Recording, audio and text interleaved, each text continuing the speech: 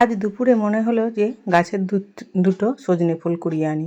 বলা যাক কাজও সুরি, তাই গিয়ে দুটো সজনে ফুল কুড়িয়ে এনে পরিষ্কার করে বেছে নিয়ে ধুয়ে নিয়েছি।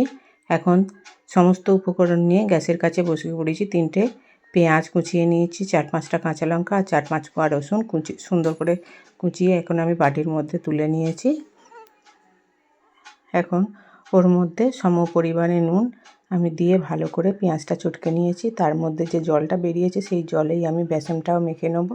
এর মধ্যে কোনো জল দেব না। আর তার মধ্যে 1 কাপ, আমি ছোটো কাপের 1 কাপ দিয়ে দিয়েছি চালের গুঁড়ো, এটা আতপ চালের গুঁড়ো। আর দিয়েছি সজনে ফুলটা সঙ্গে সঙ্গে ধোয়ার জন্য অনেকটাই জল ছিল। এবার সেইটা দেওয়ার পরে আর নরম হয়ে গেলে আর ওপর থেকে দিয়ে দিলাম একটু হলুদ কালার আসার জন্য। এখন গ্যাসের ওভেনে বসিয়ে দিয়েছি কড়াইয়ে তেল গরম হয়ে যায় আমি বড়ার আকারে কিছুটা ভেজেছি। দেখুন কত সুন্দর হয়েছে, কালারটাও ভালো লাগছে আর খেতেও কিন্তু অসম্ভব ভালো লাগে। বন্ধুরা এইভাবে একবার আপনারাও বানিয়ে খেয়ে দেখবেন, দারুণ হয়। আমার এগুলো বড়াগুলো ভাজা হয়ে গেছে। এখন পকোড়ার মতো কিছুটাও ভেজে নেবো। মেয়ে বললো ছোটো ছোটো করে একটু ভাজো, আমি পকোড়ার মতো খাবো, তাই পকোড়ার মতো কিছুটা ভেজে নিয়েছি। আর কত সুন্দর দেখতেও হয়েছে, খেতেও ভালো হয়েছে। বন্ধুরা যদি আপনারা পারেন, এখন সজনা ফুল পাওয়া যাচ্ছে, তাই সজনা ফুলের এইভাবে একবার বড়া বানিয়ে খেয়ে দেখবেন, দারুণ হয়।